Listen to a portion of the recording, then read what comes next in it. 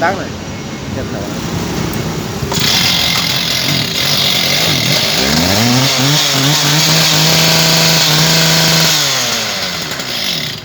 Đây là đóng gió này, cái này là đóng gió này, xuống là mở gió này. Đấy, còn đóng nó có nút ngang đóng này, xuống là mở này, nó đè áp này. Cóp này là đè cò này, là giữ ga này, giữ ga này, giữ ga lớn luôn.